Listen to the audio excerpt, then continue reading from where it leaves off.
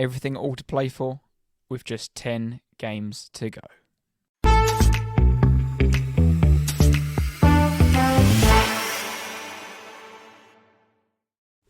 Evening, Tate. Good evening, Jack. You alright? Yes. How are you? All good. Yourself? Yeah, fine, mate. All good. I was thinking you were going to start off a good evening after Nah, your exploits last. He's done now. yesterday. He's done. He's put him in a coffin. He's done. He's finished. No tweet from Aston Villa after the game. No 3-point lane or anything. Do we call it 4-0 Park now? Yeah, I did see that. No, nothing. Kept it as it should, and there was no shouts for Emery to take charge of United or put him in his place. Yeah. No, it was a very, very busy weekend for both of us this week, wasn't it? We both went to watch our teams home and away. Obviously, I was at the Emirates on Saturday, and you were at Villa Park on Sunday, which will be the main segment of the show. And then we'll also, part 3, we'll talk about the main event that was Liverpool versus City and the entertaining game that was. But let's start with this evening's teaser. And tonight, Chelsea and Newcastle kick off in about 45 minutes. But can you name the 2 people to have managed both teams? Oh, I like these ones, but yeah. Okay. Come back to it. Right, so let's start on Saturday and Arsenal versus Brentford. What were your feelings, thoughts going into it? So we exchanged a few messages, and I think I'm a bit of a conservative fan before the game, and obviously. Well, from last week's episode, you can tell. I said 8-0 against Sheffield United. You were like, 2-0, mate. No, rubbish, utter bullshit. That's the only fixture. Maybe Burnley as well. That is the only fixture. That is But go on. West Ham didn't find Burnley at home. A walk in the park. But no, we obviously exchanged a few texts and whatnot, and the team news, we all knew that Ramsdale was going to start, and Martinelli didn't make it in the end because he limped off against 2 changes, weren't they? So Trossard came in and played on the left, and Ramsdale obviously started his first Premier League game since November when he played the return game against Brentford, and Trossard started. And the team was probably pretty much what I expected. You had Zinchenko back on the bench, which was a good boost. It was still one of them games where I thought if we start and we play how we should play, not give away anything silly, we should get the job done. Obviously, you've got Tony up there, who's a dangerous player. They've got a lot of injuries as well. I've just had a quick look Brentford. as well. They've had some really hard games the last 5, but they have no win in 5, lost 4 out of 5, I think. And they're on a bad bit of form, but their last few fixtures have been really difficult, and I think they must improve now. But you're not sure, are you? Brentford, they've been okay the last couple of seasons, but the last few weeks they've been poor. And they're never a team nice to play against, like you just touched on. They've played City twice, Liverpool, Spurs, lost them all. They drew to Chelsea, and they are difficult, and they none of them they didn't get smashed in any of them games. And but moving on, we started well, created a few chances, a couple of set piece chances, and we opened the scoring I think 19th minute. You quite could tell from Brentford straight away is they are a very, very organised team. They'd come there with a game plan, and it worked for, I'm going to say the whole game, because they got, was it Flecken? Yeah, the goal. Take your time, every goal kick, every restart. Pinpoint Tony, who is one of the best at holding the ball up and bullying centre-halves. And that was our issue when we played there last year. He gave Saliba the toughest game I've seen him give any defender. But they obviously doubled up on Saka all games. Saka had a pretty quiet game, but the goal comes from the double up. And if you watch the replay again, the ball goes to Odegaard, the 2 goes straight to Saka, plays it back to Ben White, who's free, touch, head up, crosses it in. Rice is playing a bit further forward this afternoon because Jorginho's behind there. Great little run, good header, thumping 1-0. Then you would then think Arsenal go on and like they have done in the last few weeks, get 2, 3, 4 potentially. Havertz had a good chance. It was ruled offside at the time, but he put it wide. But I think if it had gone in, it would have been a very tight VAR call. Could have gone either way. But we had complete control going into the break. Just before we touched, and that was one talking point, Havertz booked for a aerial duel. I don't think that's the yellow card. More on that later. Yeah.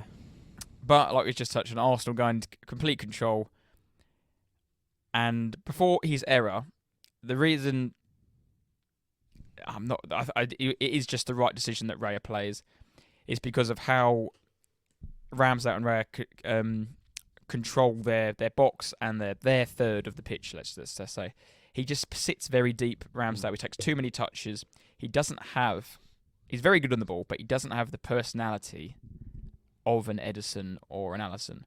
Raya is closer to that gap than he is. Raya's obviously still at his faults, as we've seen this season. But the way Arteta wants to play and compress that pitch as small as possible and have complete dominance is not what Ramsdale's been doing. And when it does get push comes to shove, and Arteta said it in numerous press conferences, he doesn't want his goalkeeper to launch the ball at the field. And you watch on Saturday, the amount of times he just, under a tiny bit of pressure, launches it up. And it works maybe 1 in 10, but that's giving the ball away 9 times to a Brentford team that want that. And I was pulling my hair out watching it because I was like, stop kicking it long. Like, stop it. Find a player. And you can tell the more times he does that, the more nervous he's getting. And the players then show less and whatnot. And it ended up, when the ball got played back to him, he's under no pressure. He's gone to move it to his right-hand side. Then you see his little steps, like the Harry Kane penalty steps. To launch the ball, yeah. And he's gone to absolutely launch it. And because he hasn't got control of that situation, Wisser's come in and he's sensed it, because he actually did the same. I'm not sure if it was Wisser who blocked him at the community stadium. Is it the community stadium or the G-Tech, isn't it? Yeah, G-Tech. Yeah. And I don't know if you can remember, Declan Rice cleared it off the line after about 2 minutes. It was exactly the same issue. And we've just booted one another, innit? And it's you felt the air go out the Emirates. You had full control, and it, like, you probably were sitting there comfortable, and then that one moment from Ramsdale, really. And I mean, talk about him after, but he's a good goalkeeper. Like, he did play well. He made some very good saves, but I feel like all the spotlight and all the pressure is on him, and then that happens. It shines it even more in his face, and I don't know. It feels, I'm trying to defend him, but maybe the scapegoat is not the right word. But yeah, there is so much pressure now, and so much talk, and so much media chat, and on that thing with Raya plays, and Ramsdale had to have played at the weekend, and then he goes and does that. He just couldn't write it. But apart from that, I felt like he made some very good saves. Because the turn of the year, the conversation has just stopped. There is no should he play, should he play. Number yeah, two. it's quite clear that he doesn't play. But you could now, I think Raya's then had enough time now to implement his style and implement what he's been doing, and you see it with other players like Havertz. There's a reason he is playing now. Yeah. And people who only watched it once every 3 games were like, why is he playing? But you watch him for 90 minutes and see what he does. That is why Arteta wants him there. Arteta's a control freak, and he wants these sort of players that control the game. Yeah, he doesn't want to live wire Ramsdale. No, he doesn't. And that was it's not a freak. It was almost a freak accident, but that doesn't happen all the time. And Ramsdale's in goal, but those types of things, like if he comes and claims for a cross, he might drop it, or he might rush out when he should stand his line, or he might stand his line when he should rush out. So. Yeah. But that took us to half time, and you still have confidence that Arsenal are going to be all guns blazing towards the North Bank where we were sitting, and you just think there's going to be an onslaught this half. Yeah. And for the most part it was. Tony had that audacious effort with the left foot that if that had gone in, I think it'd have to sub perhaps. Yeah. But then he did come back and make it like a great save. Yeah. The other header from, I think it might have been Collins. That was a good save, wasn't it? That was good. I think he was probably offside. They didn't look it, but that was their main. That was 2 chances, really, wasn't it? I think. Yeah. But in between that, you had the Trossard penalty claim. I didn't show on the highlights, I don't think. Not on the 3 minute on the. It was on Match Day, and they waited maybe 2.5 minutes doing the penalty, the VAR. So on this one, I think it is a penalty because you see the same Rodri at Old Trafford. They just are penalties this day and age. Like 10 years ago, it wasn't. Ironically, it was Portini on VAR that gave a goal kick at. How can you give the someone when you're actually there in person and not give that when you get to watch it for 3 minutes? I don't know. Luckily, it didn't have to come back to haunt us. Obviously, you win some. On Ref Watch, David Gallagher, he thought it was a penalty. So. Yeah, I think it's a 2024 penalty. Yeah. Well, I actually haven't watched the highlights because I sort of watched the game, and then when you went 1-0 up, I was like, I'm not watching that. they scored. I watched a bit of the second half, and then you scored again. So I was like, well, I'm not watching this. So I didn't watch the highlights, but it was. I think I've seen it. Like Trossard was in on, like not in on goal, but in front of the goal, and then someone pulled him down. Yeah, Odegaard's clipped one to the back. I think Odegaard or White's clipped one to the back post. He's not going to get the ball, but he still gets. But it's the same as Rodri didn't get the ball in Old Trafford. He just gets pulled down. Yeah, I think that, like you just said there, the ref has probably looked, like Tierney, for example, whoever's looked at it and gone, oh, he's not going to get the ball anyway. Even if he stood up, he could have done a backflip and still not got the ball. I think that was the word in the rules maybe 2-3 seasons ago, but now it's almost changed as the season's gone on, and like the consistency, that word again has just not been, doesn't happen, does it? On to another contentious point. The quote-unquote dive from Kai Havertz. So it was definitely a dive. Real time, I thought, oh my God, what's he done? Because I thought he's on the yellow. What? Yeah. Because it was never a penalty. You could quite clearly see it was never a penalty. I still think he's very, very, very lucky. There is one angle where there is the slightest amount of contact, but it's a Jamie Vardy contact, because if you watch it, his back's already arched. He's gone forward, so he's initiated the contact. Yeah. So it is a dive. Yeah, and the only problem is that because the ref doesn't give it, like I think we were talking about it, but because he doesn't give it, VAR can't intervene and all the rest of it. But yeah, it's a dive, it's a yellow card, it's a second yellow. Whether the first one, I think it's 50-50. I don't know. I don't know if it was his first foul, or I know that's an argument itself whether it's your fifth or your first. But yeah, he jumps up for the ball, whacks an arm in the face, and the ref gives. But then that's not given as a booking probably throughout that game, and some days it is a booking. But if he's on a booking, that dive is a second yellow, and he shouldn't be on the pitch. No, I think I've wrote here very lucky to get away, because in the real time I called it and was like, he's going to get booked here. Yeah. And he should. I think, like you said in the text over the weekend, but it's almost like the ref knew, or he was like, "Oh shit, that's the dive. Oh no, it's too late, and he's probably getting spoken to in his ear and whatever, and they might be saying, "Play on, can't do anything. Play on." So, yeah, it's just the consistency. It's diving as going about it, but Bassoon one, he was booked for diving, rightly so, and sent off for his second yellow, but. There's been very few, if any, since that moment that have been booked for diving. So, again, it's just another decision they're getting wrong. But there's not a lot we can do about it. We came close, had a couple more chances. I think, what's his name? Jesus came on. Rice. Oh. Yeah. You must have been right behind him. Yeah, clip. You could tell it wasn't going in. Like, it was never, because it hit the outside corner, of the corner of the bar and the outside of the post. But what an effort that was. If that had gone in. Because you can see it in the replay. He was lining himself up. He sort of changed his run, and he was almost like an NFL kicker, like ready for the setback, and it was started so far out, and then like you said, it almost hit the outside of the goalpost, if that's even possible. But fair play to Brentford, they continued their game plan. Lots of time wasting. It got worse in the second half, didn't it? A lot of cramps. And there was a stat that came out after the game that was the second lowest game I think this season, something like that the ball's been played. It was like for 40. I think it was 46 minutes the ball was in play for. But Brentford, that's their game plan, and it did work for them. Yeah, they've done it. I saw it firsthand as well. They've done it a few weeks ago against us in the first half, and it worked. But then maybe they changed it slightly against Arsenal in the second half. They thought, right, let's try this and really implement it. And people like Morpay and whatever else were. Even that Collins went down was. Yeah. Well, Collins went down, then they kicked it out, and then he didn't want treatment. So then Arsenal, we're not giving you the ball back. And they did give the ball back, and rightly so. And no Brentford player complained about it, because they were like, that is the rule. Yeah. But it's a funny point. I'll get onto that after. But I think he had a corner. The ball broke down. Odegaard and White combined well, but this is where Saka was getting doubled up all the time. That White found a lot of spare space. Played White, a lovely clip ball, and Kai Havertz thumping in, bang, right in front of us. That place went nuts. Yeah, I'm glad I turned it off. Went nuts. 4 goals in 4 games for Kai. That's his best form so far in the Prem. Obviously, time at Chelsea as well. First ever German player to score 4 Premier League goals on the trot in scoring 4 Premier League games. Timo's got 2 more and he'll do it.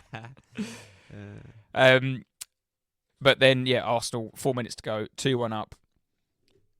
I was then pretty confident we'd see it out. 7 minutes added on, and this is the classic Brentford. All of a sudden, sped up, no cramp, started moaning about... There was one, I think Odegaard got subbed for Partey, I think, and he took his sweet time coming off.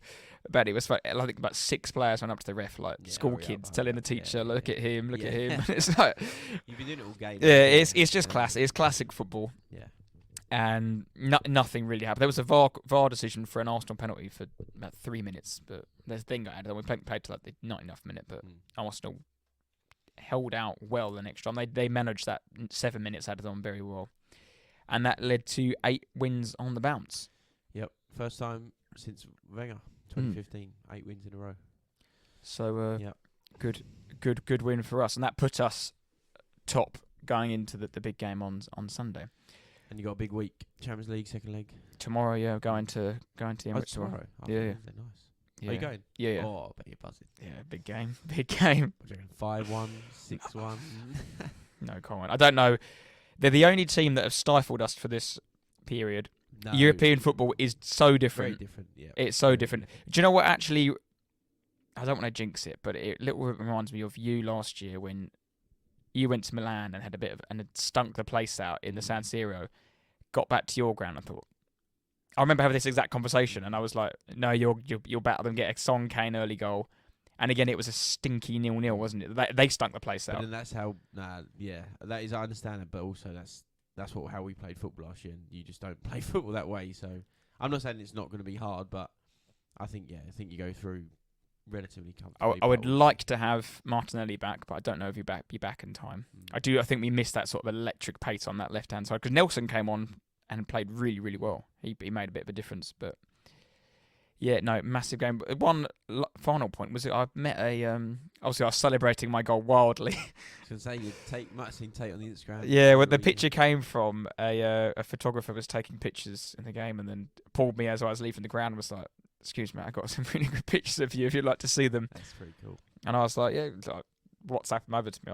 I'd be more than happy. Did he work for the club or was he Premier League? No, he was... I think he was an Arsenal fan, but he had this big old camera the size of my head. Right. I thought he was like, staff or something. Yeah, no, he was a fan and the big old cool. camera. I was just like taking some quality pictures of you. Cool. Because I had you obviously might have seen the infamous, or famous now, Kai Havertz scarf that is doing the rounds. But no, it was a solid afternoon. More on the afternoon at the end of Who was it, you and Griff? Me and my dad. Oh, your dad. Me and my dad, yeah. Fine. Cool. Had a lovely Saturday and then back into town for a few beers. No train replacements, so just get back in a normal time. No, it was a normal weekend. Yeah. Right, but obviously, quite Saturday night for you?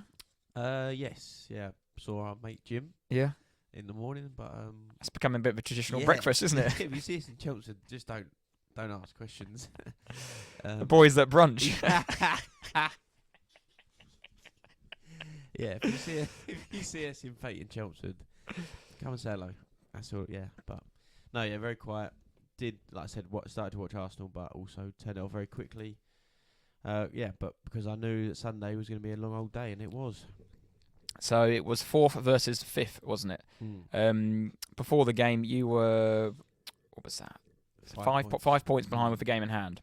So big game, very big game. Yeah, it was. And then almost didn't realise until we started going up there, but it almost was like when we played City to get in the Champions League. Like it was that sort of moment, like the 4th, 5th, 6th best side sort of thing that are battling for Europe. And yeah, it was a big game, very big game.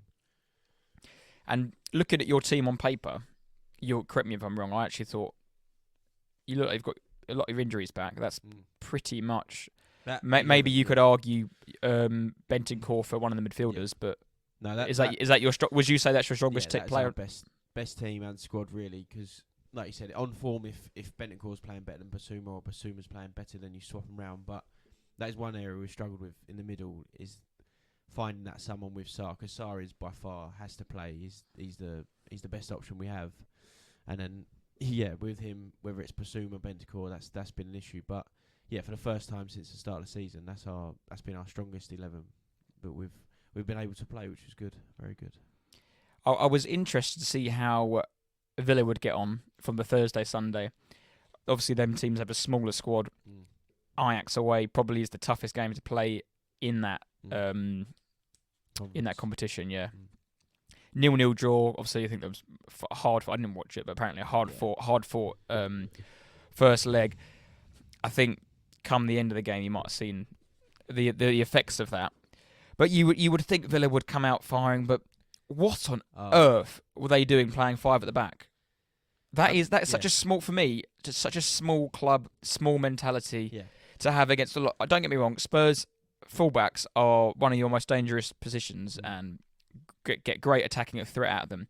But you're Aston Villa, you're 5 points ahead of them. You've only lost to, was it United? United and at home. Yeah, I haven't lost to many at home. What you're saying is basically what I want to say as well. In that, we turned up to the stadium. We were like, we might draw. I'd obviously absolutely love us to win and think we could win, but I'd take a draw. Like, it'd be a tight game. They'd be really good. They've been so good at home. They beat Arsenal. They beat City. They're 4th, like you said. They're 5 points ahead of us. They're having this. They set a new club record at home, and they've not been great of late. But yeah, the way that when the first half was developing, I was like, they are just sitting in there.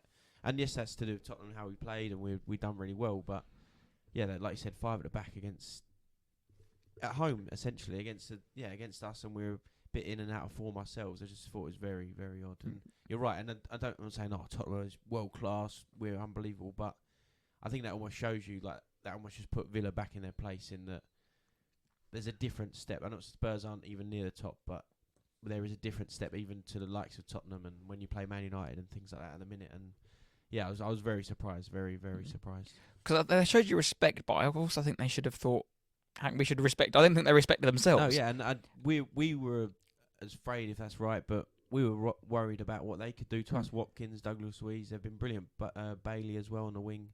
They've got some very, very good players themselves. John McGinn, but yeah, they, like you said, they just that's Emery, mate. It must be Emery, a large part of it. I'm sure you have plenty to say, but yeah, it was very, very odd, and it was almost like they were too worried about us, and they knew the point gap, and they were like, right, if we get a point, that's fine, we're in control, and all the rest of it. And I think it was a terrible, terrible way to go about it. I think you're right. They wanted a point to get out of there and maintain that 5-point gap. But they played City, they played Arsenal, they played. They didn't set up with this 5 at the back. They set up like all guns blazing, and yeah, your fullbacks is good, but what are they good at? Yeah. They're good at getting Watkins behind, like you said, getting Bailey in behind. I think Watkins got in once and got. I think Van der Ven made that tackle on him, and that was it. He didn't get in again. The first half, neither team had a shot on target, but they showed it annoyed me on the highlights, but they were showing the highlights, and they were showing Villa because they went through and Watkins squared it, but he was offside, so it's irrelevant. He could have scored, he could have banged it in the corner, he could have squared it. It doesn't matter. It was offside, so yeah, and they were caught offside a few times, but yeah, they just offered nothing to us. They really, really were poor. Yeah, and then like I said, it went into the second half, and within 5 minutes, there was a ball over the top. Sarr broke.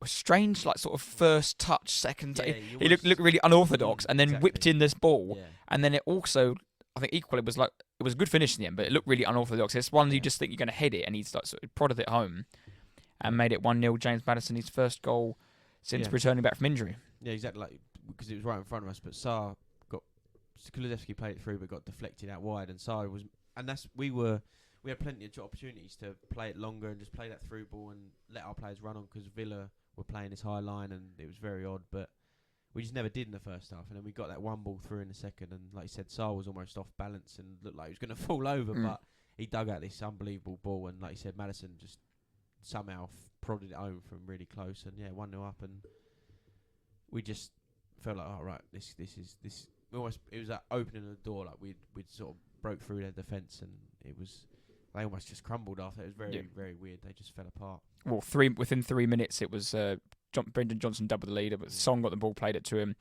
Nowhere near another emphatic finish, smashed it, top corner, past Martinez, no chance. Yeah, because Konsa lost the ball. He made a loose pass. Pissing around with it, weren't he? Yeah, Tielemans, I think. But when you look at it again, and you look where Konsa is, the players around him were just all in a line, like all in a flat line. And if he lost the ball, which he did, they were in a terrible, terrible position. And yeah, Son sort of took his time. We were half expecting him to mess it all up, but yeah, good again. Nice finish from Johnson, and 2-0 up, and we were very, very comfortable. I mean, I'm pretty sure you'll mention it later, but that the way Villa Park set up that little away end, Nice. all the goals in the second half right in front of you, And it was and they all come over and celebrate over. Yeah, it was.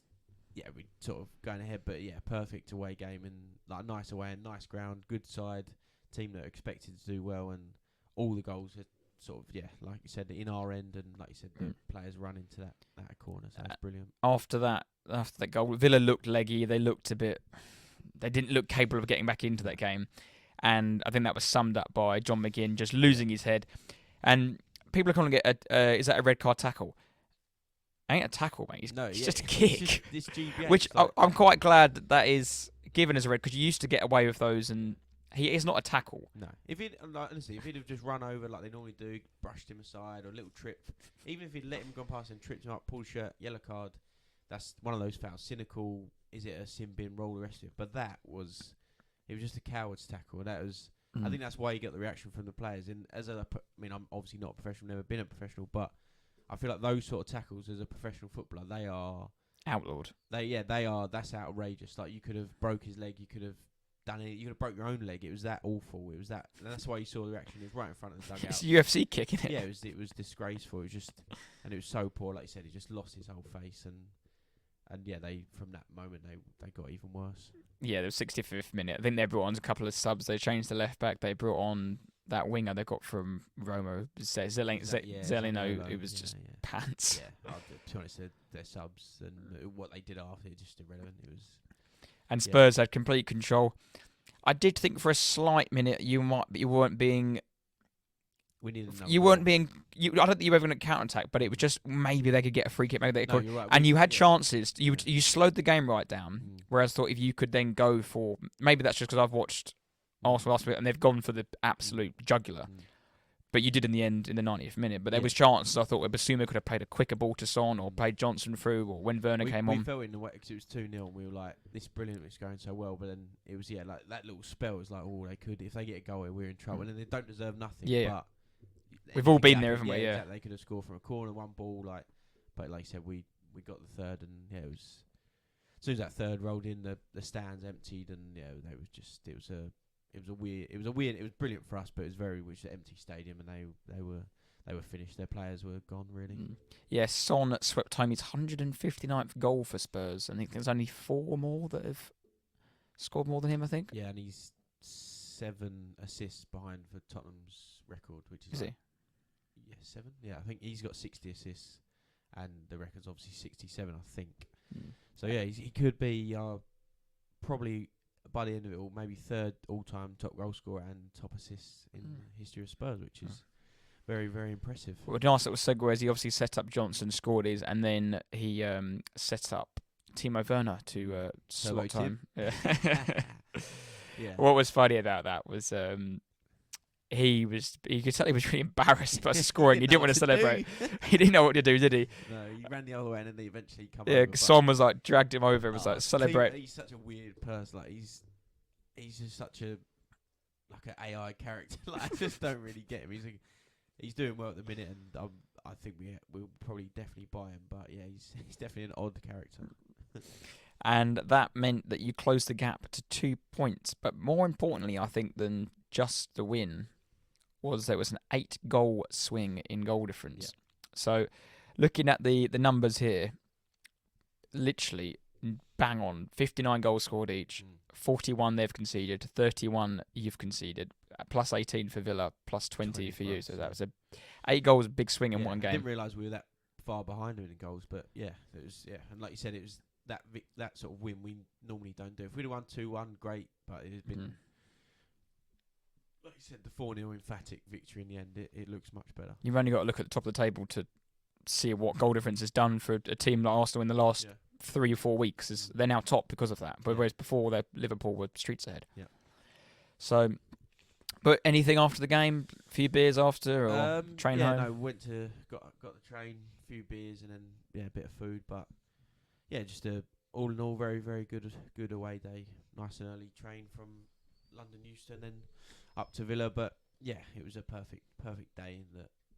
The game, obviously, the game always makes it or breaks it, but yeah, to win that way is very, very, very good day. Right, should we move on to the game after? Yes.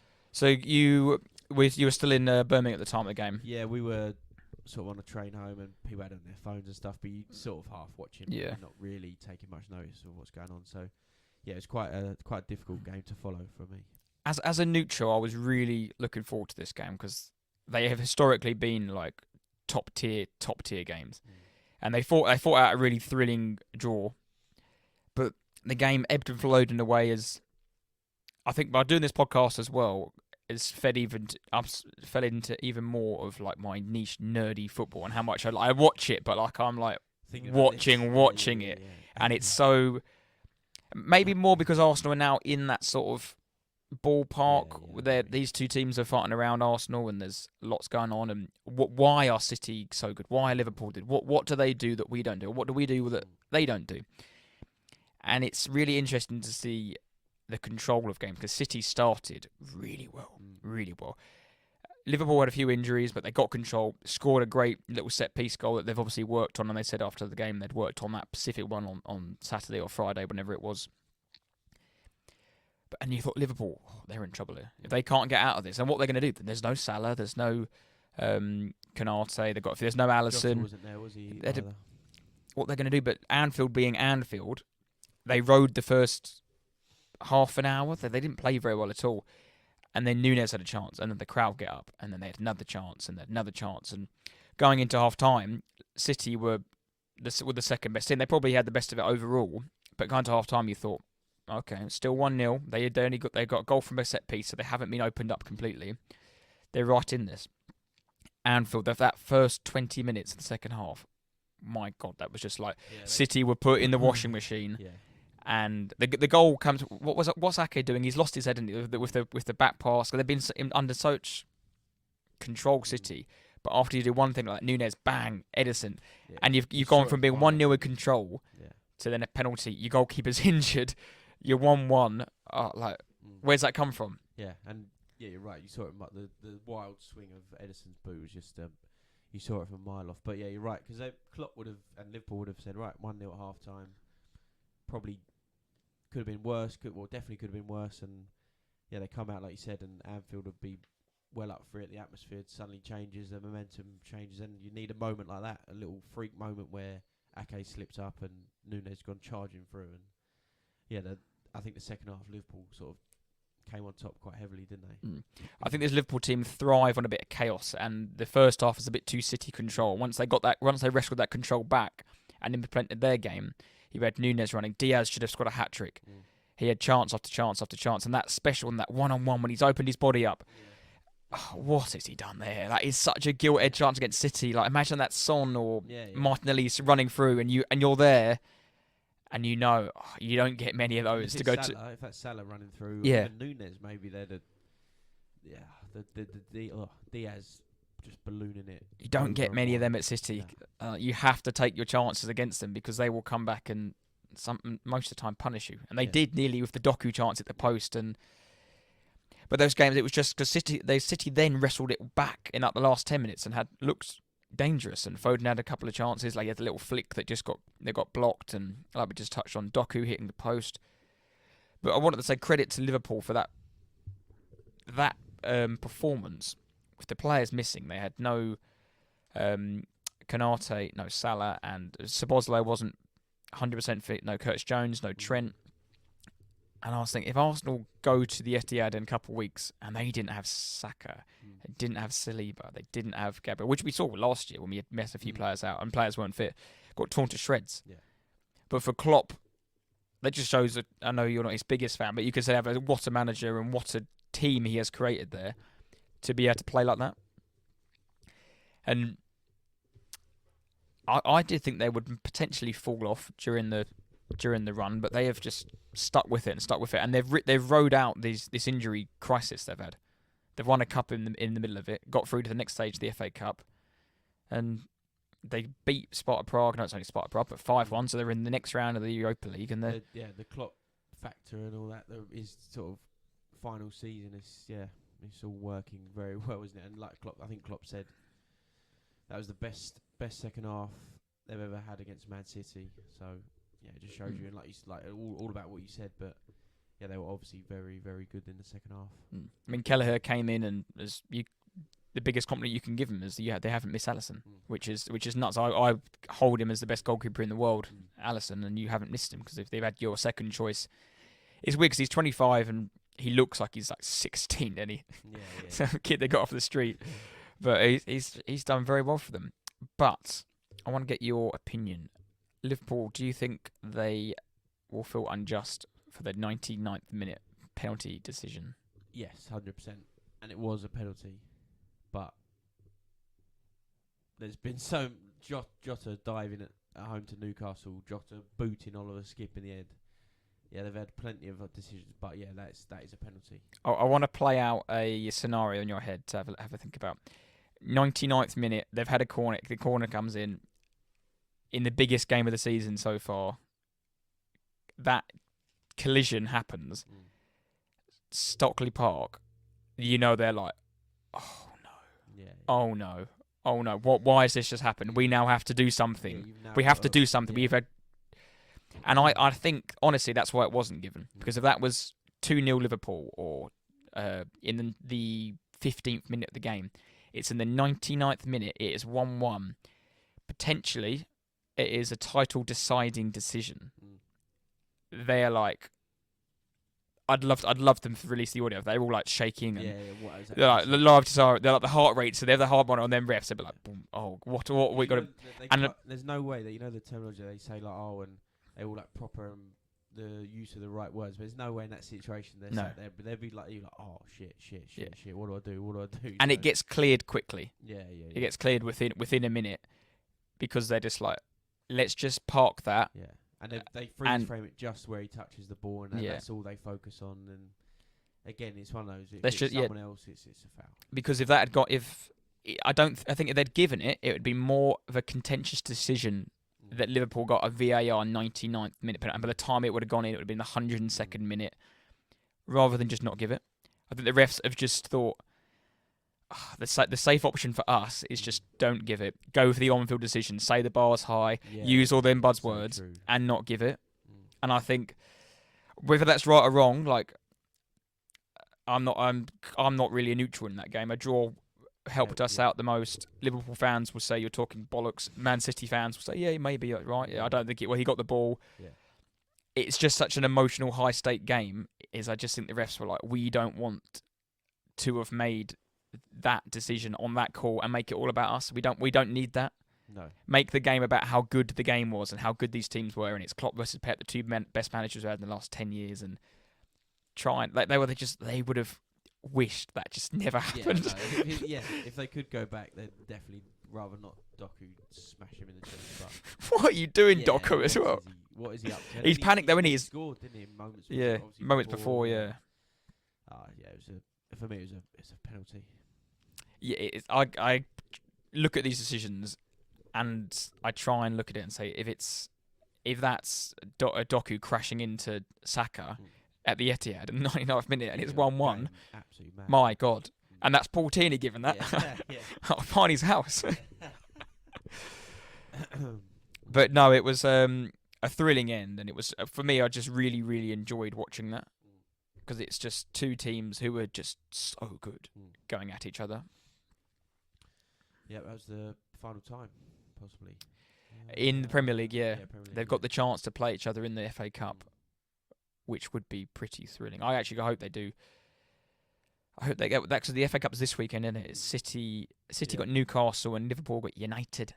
You meant to have Chelsea, but they're in it still. Yeah, I'm gutted we can't play them because that draw going back to the game kept Arsenal top on goal difference.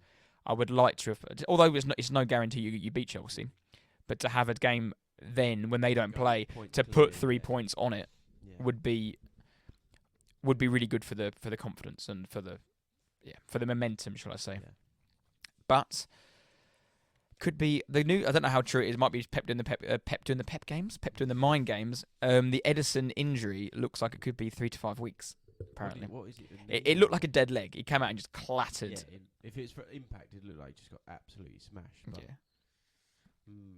but interesting. But that will round up the Premier League review.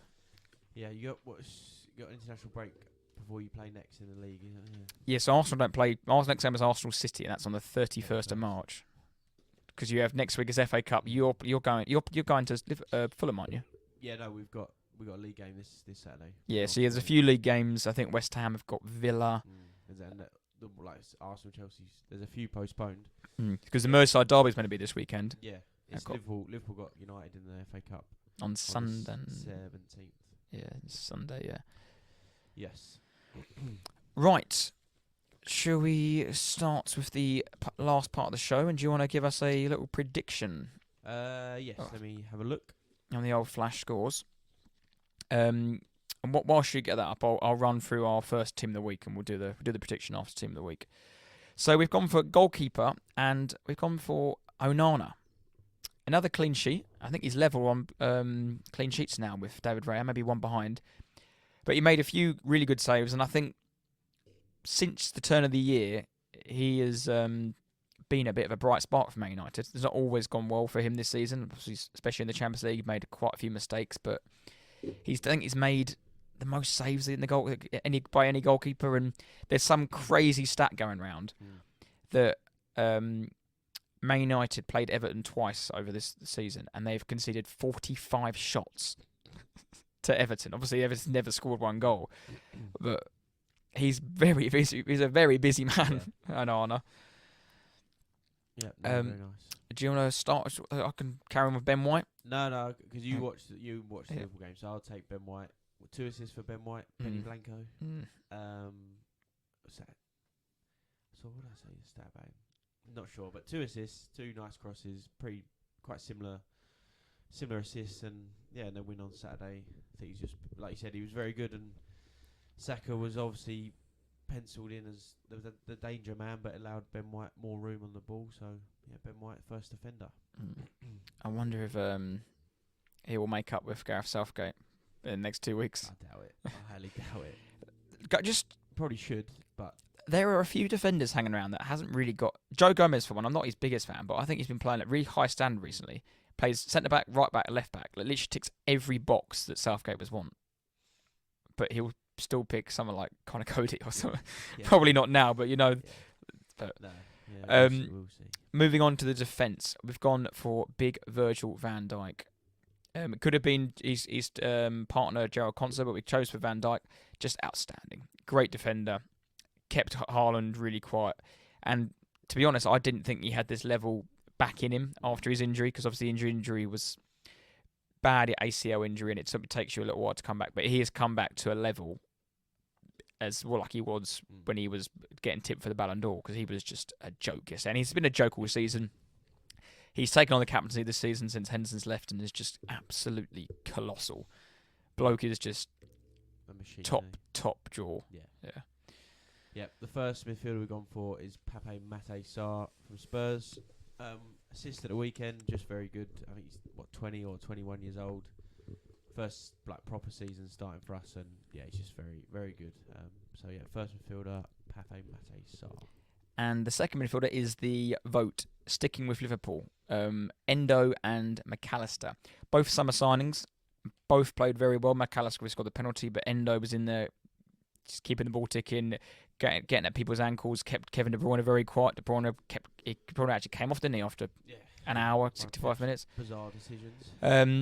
But both midfielders have transformed Liverpool's midfield. They struggled last year. They have an aging midfield that wasn't doing the Klopp chaos football up and down the pitch, but them two have slotted in there extremely well, and either could win the vote for me. So that's down to you guys. Like Tate was saying, Endo or McAllister. And then I'll take the striker. We've gone for Heung-min Son. Scored his 13th goal of the season. 22 goal contributions. Just very good. Goal and 2 assists at the weekend. Heung-min Son, centre forward. Right. Do you want to give us your prediction for the teams? Yes, so I'm going to go for the Nottingham Forest game. Oh, wow. Weekend, Saturday.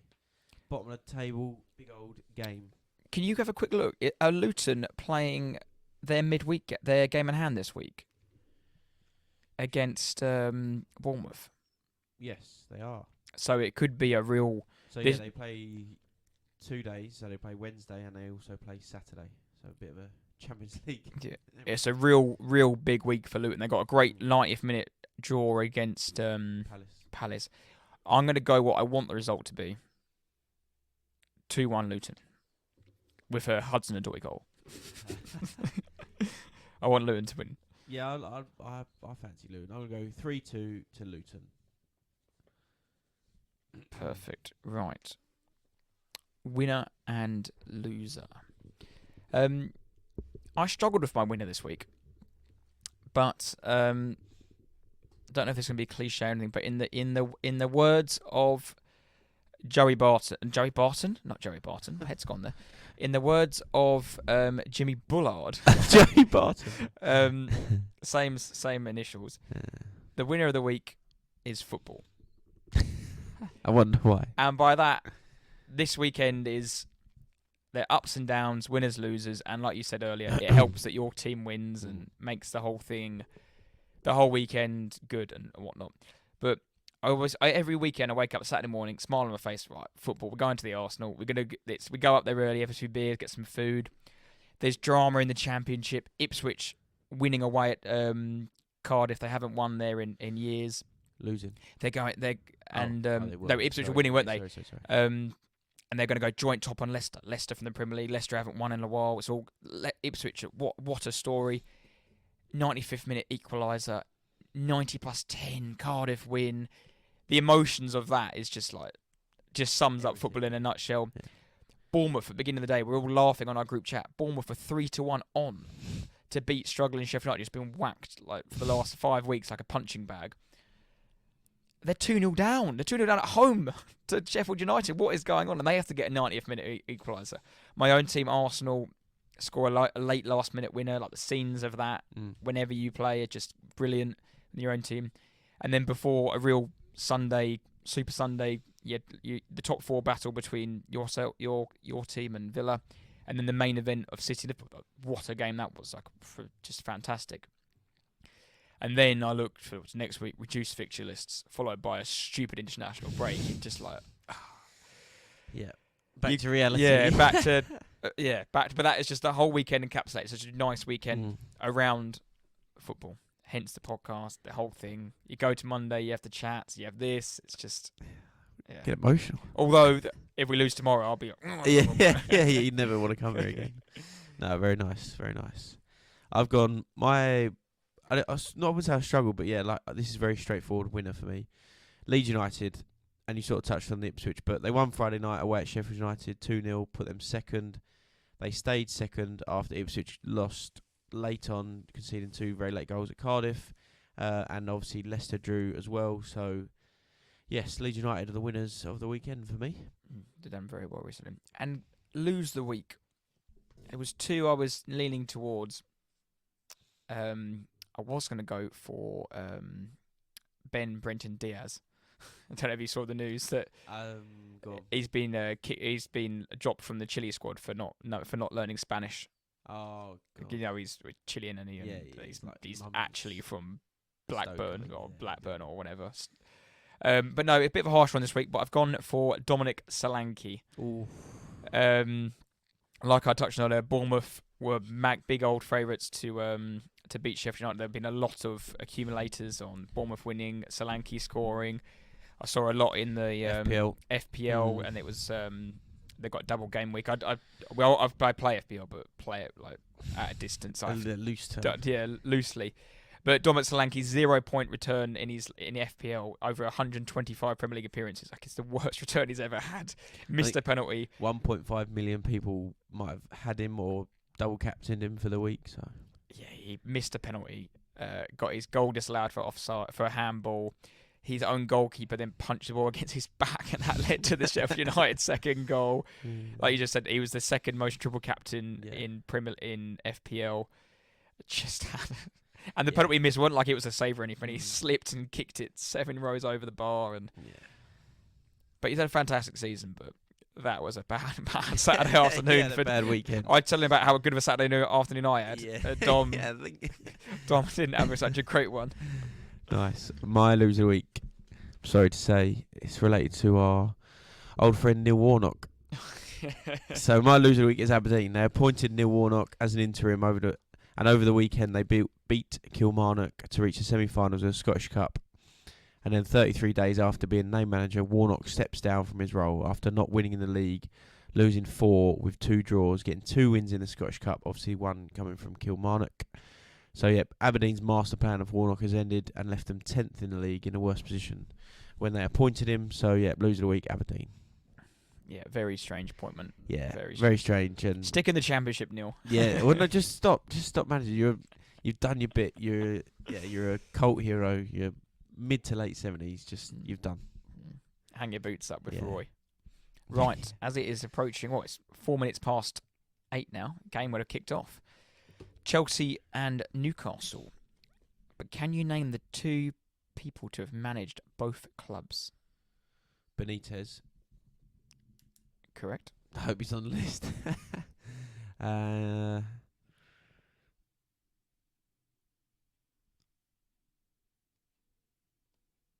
Chelsea. For some reason, I've got Benitez, obviously, and then I keep thinking of Chelsea and Liverpool, and I've got Benitez again. So I've just got 2 Benitez.